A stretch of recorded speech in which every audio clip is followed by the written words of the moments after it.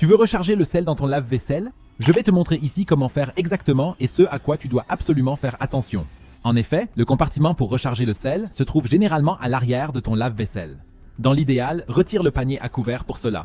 Mais s'il est complètement plein, tu peux bien sûr aussi le laisser à l'intérieur. À l'arrière, tu trouveras ce petit bouchon à vis. Il te suffit de le tourner une fois vers la gauche, puis de retirer le couvercle vers le haut. Tu as alors ouvert le compartiment à sel. Comme chez moi, tu peux maintenant voir qu'il y a un peu d'eau dans le compartiment à sel. C'est tout à fait normal et c'est même nécessaire, car le sel ne doit jamais rester sec à cet endroit. Bien sûr, tu ne dois pas utiliser du sel de table ordinaire, mais du sel spécial pour lave-vaisselle. Tu en trouveras dans n'importe quel supermarché.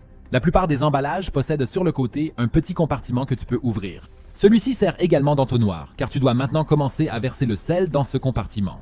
Un peu d'eau va alors remonter vers toi. C'est tout à fait normal, car le sel déplace naturellement l'eau, qui ressort alors par le haut. Ce n'est donc pas un problème. Si tu fais tomber un peu de sel à côté, il y a quelque chose d'important à prendre en compte, sur lequel je reviendrai dans un instant. Ajoute maintenant du sel jusqu'à ce que tu puisses le voir en haut. Il ne doit pas déborder complètement. D'ailleurs, de nombreuses tablettes pour lave-vaisselle contiennent déjà un peu de sel régénérant de nos jours. Cependant, cette quantité n'est généralement pas suffisante pour détartrer correctement l'eau, c'est pourquoi tu devrais toujours ajouter un peu de sel dans le compartiment à sel de ton lave-vaisselle.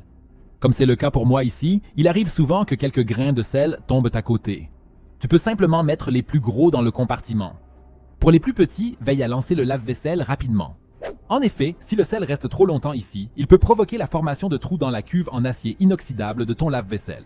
Mais si tu démarres le lave-vaisselle peu de temps après, ce n'est pas grave, car le sel va tout simplement se dissoudre.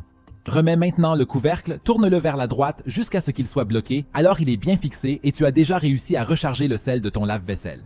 Il y a d'ailleurs 7 autres choses que tout le monde devrait vraiment faire avec son lave-vaisselle, mais que presque personne ne connaît. Tu découvriras lesquelles dans la vidéo que tu vois maintenant à l'écran. Clique directement dessus et regarde-la.